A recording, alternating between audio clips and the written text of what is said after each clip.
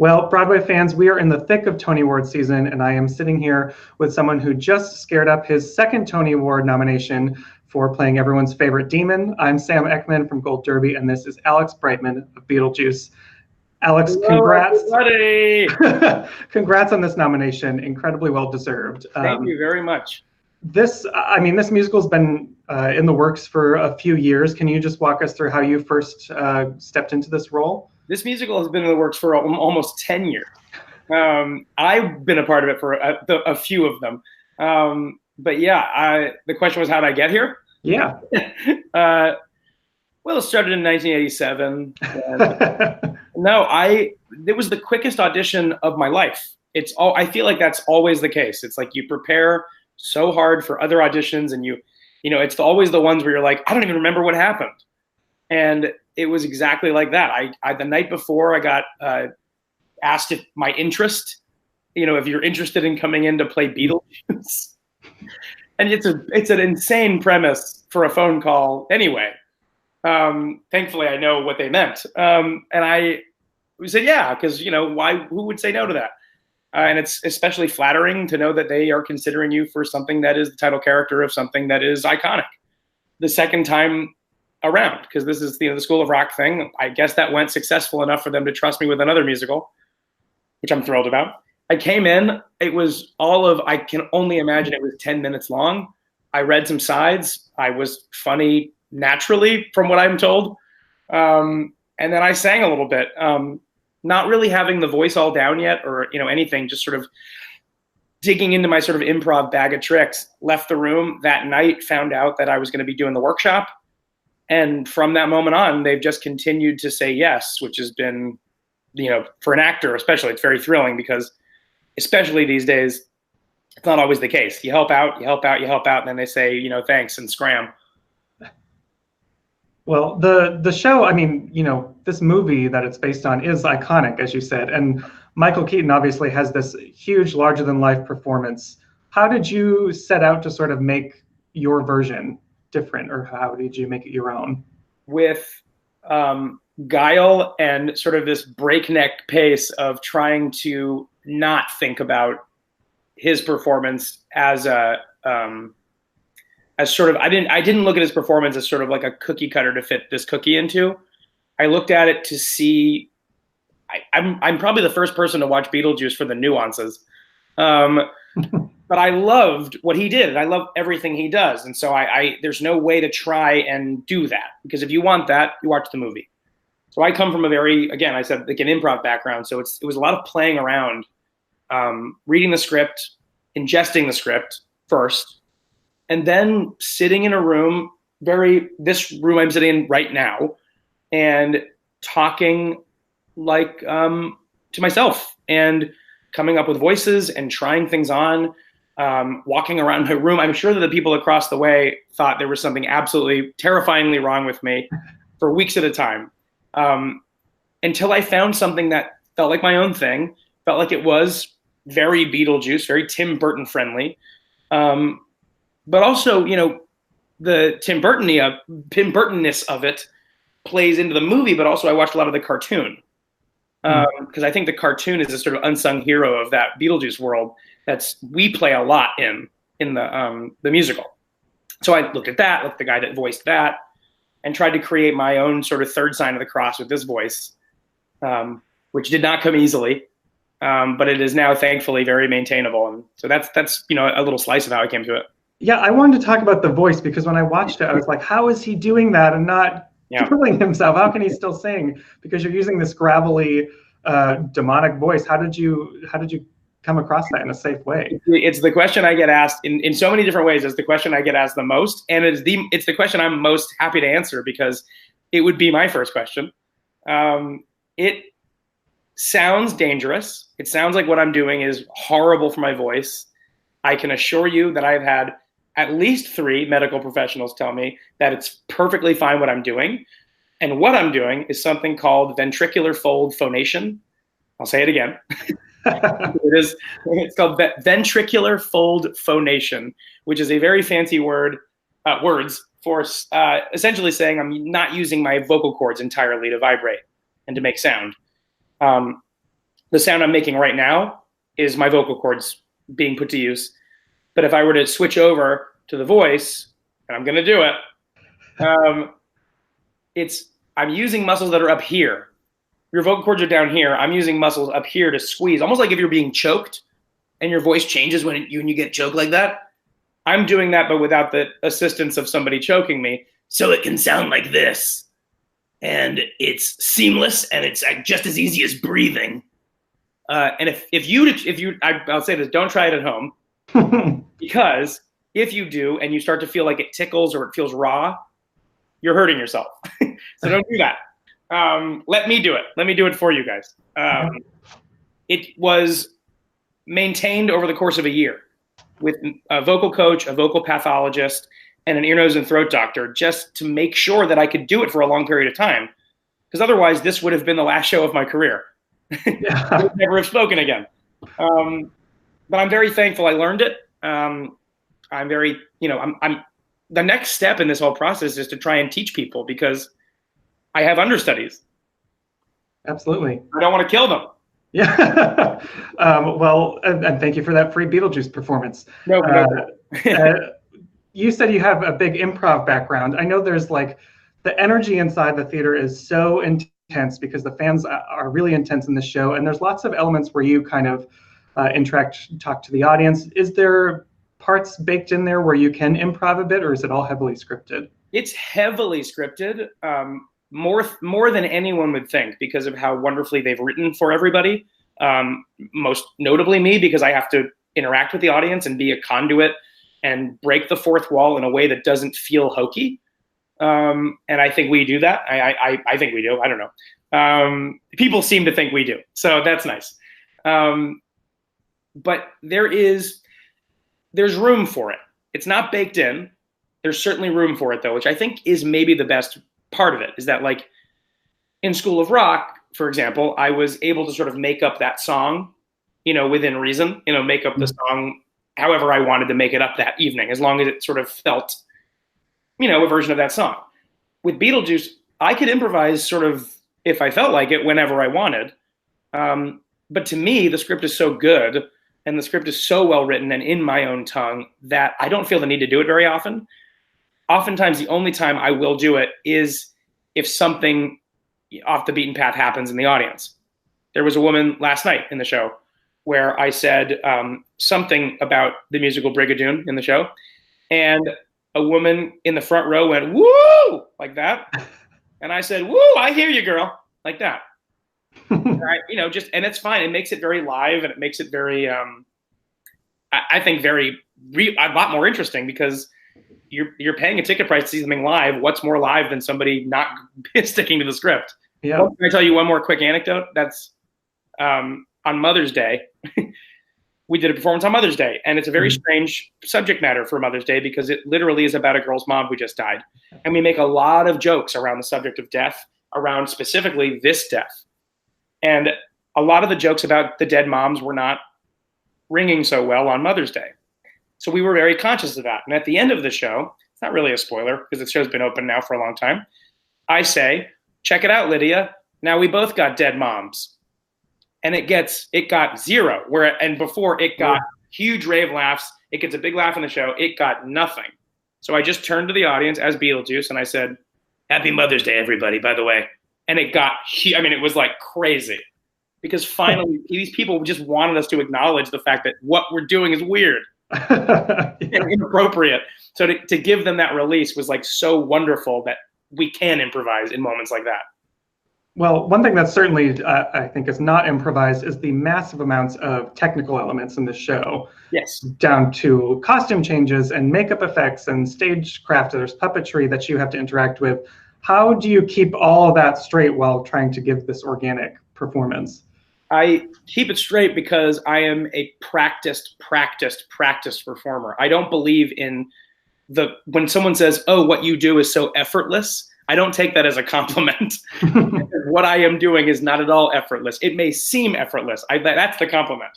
But it does not come naturally to me, nor should it come naturally to anybody. I think you'd be a sociopath if musical theater came naturally to you. I am keeping straight in my head a musical, a magic show, and a costume changing party in the middle of this. And I have a team backstage that treats me like a NASCAR. I mean, it's like I come off stage and it's just hands and wigs and makeup and my mic getting air into it so it doesn't sweat out. And I do think that they should sell seats backstage to shows like this, because I think what's going on backstage is equally or even maybe more impressive than what's going on stage. But, you know, with shows like this, and I did Wicked as well, you really do have to keep in mind that these enormous set pieces will kill you if you're not in the right spot. That is where there's no time to improvise. You need to be in your spots. Mm-hmm. But keeping it straight is rehearsal. I love rehearsal, and I love that we get to do the show now, having rehearsed it so much, so vigorously. So I think that's, you know, a testament to that. But it is effortful. We see that. And you get to interact with basically everyone in the cast, and it's super fun to watch you bounce around. But I particularly love your relationship with Lydia, with Sophia and Caruso, and you're sort of corrupting this child. Very fun to watch. What is it like working with her? It's a masterclass. I am in awe every time I have to remind myself that she is not 18 years old yet. She turns 18 next month. And I have known her since she was 15. And she's easily one of the best scene partners I've ever been on stage with now, and probably for a long time. I don't see anybody sort of reaching that bar that was set so high by her. And also, I would not say this if it wasn't true. It is truly one of those things where I'm doing the show and I'm doing a scene with her, but in the back of my mind, I'm going, it took me 17 years to stop picking my nose in public. Like, she's delivering a performance every night that is remarkable to me. And so just to be able to share the stage with her is an honor. And to be able to play, to have somebody who's 17 and is able to play and not just on her railroad track of her script is miraculous, I think. And I think it's an unsung performance, at least in the award season, certainly unsung. You know, I would have given her, for me, leading lady would have been her 5 times, in my opinion, with the acting category. Unfortunately, they don't allow me to choose. But I think that what's unsung in the awards category is being completely sung every night in the house after the show, obviously on social media. She is, I think, New York's like critical darling. You know, she's just fascinating, and she only gets more fascinating. So I'm glad you brought her up. I really like talking about her. It's fantastic to watch you two work together. And I wanted to talk about, you know, kind of rewind in your career a bit, because you've been very fortunate, been employed on Broadway for many years now.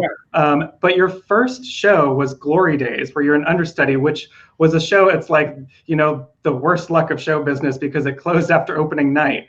So how do you come back from something like that, where I don't even think you went on during that one, did you? I did not. I bowed on opening night because they were generous, and I think the producers knew something we didn't. So, you know, I understand showbiz is showbiz. I understand that now. I know that I can't pretend to know what producers are going through and how much money it takes to do a show, so that when a show closes, you know, it's easy to go, I can't believe it closed. And then all it would take is probably a quick look at the numbers to go, well, of course it did. It's still sad nonetheless, but how do I push through? I was 18 years old. I was 19 years old making my Broadway debut. So I wasn't even necessarily prepared to make my Broadway debut until I was 30 in my head. So I'm 32 now, and I'm in my 6th Broadway show with a 2nd Tony nomination. So everything before this has been such a gift, because I wasn't even prepared to even be ready for Broadway until 2 years ago. So it didn't take much to push through, because I felt so wonderfully, the word grateful gets used a lot, but I do feel grateful that somebody took a chance on me at so young.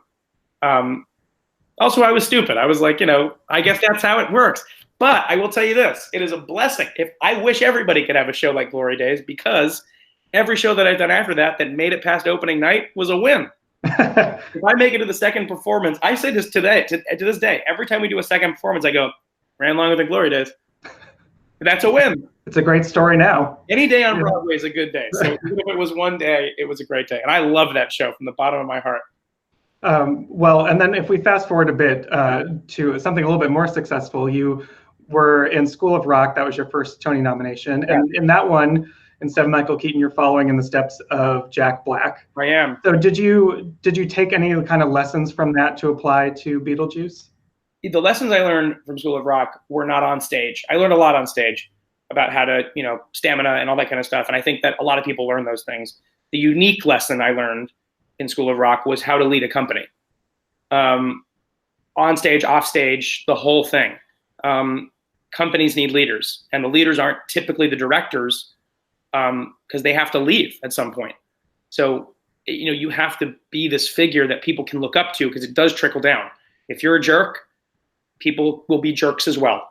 And I try really hard not to be. I mean, that to me, not being a jerk, I think is effortless because I just think, why try to be mean? It takes a lot more effort to be mean. I laugh a lot. I encourage people a lot. I learned that during School of Rock, and there was no better lesson with kids. You have to be sensitive, and you have to be positive around kids. And so that was it was a lesson that got dropped into my lap, but I was happier for it because I got to go into this Beetlejuice process, taking it rather than going, I guess I'm the leader. I was like, I will happily lead this company to something wonderful. And the fact that we were led to not only 8 Tony nominations, but a really, really happy company backstage who love each other, who joke and we go out. We can't get enough of each other. So I think we've done a job well done with that. Yeah, that's a great question. Thank you for asking. You're welcome. Sure. Is it weird being back? I realized I was like, oh, he's back at the Winter Garden. Does it feel like deja vu to have both? It's crazy. It's crazy. And I don't know this yet, but I think I made history. I think that I'm the only person to lead 2 shows back to back in the same theater with no show in between. Wow. I mean, certainly it has to be getting two Tony nominations. I certainly have made history doing that. I have to believe that all those figures have never happened. It's a very Major League Baseball kind of stat, but still maybe it's history. It feels trippy because it's a theater I know so well about something else. And then to walk in and have the meat in the sandwich taken away, but the bread's the same. It's really strange. And it does not get old because it makes you feel like a veteran. If that doesn't make you feel like a veteran, I don't know what does.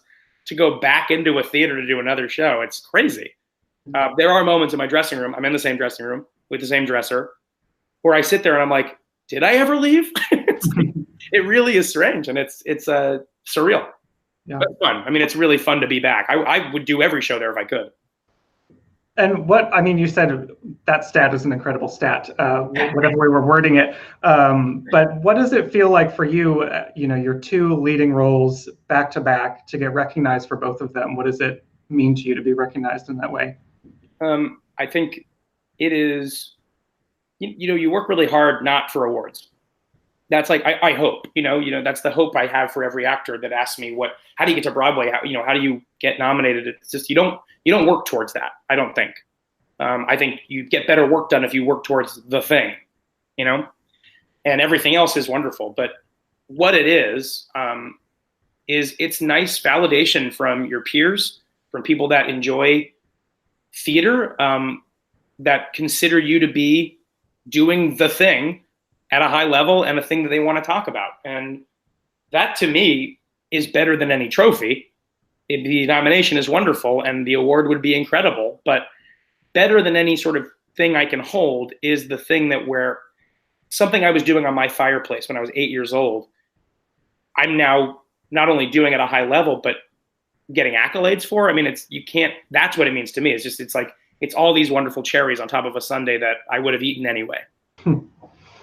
Well, nevertheless, we'll send you some good awards vibes for I appreciate that. Thanks. Listen, it doesn't hurt. It's not going to make me stop doing theater if I don't win. Absolutely.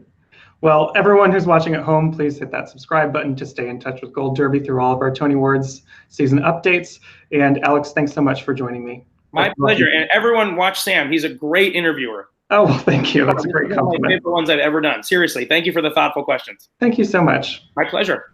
It was a great day. Bye. You, ma'am.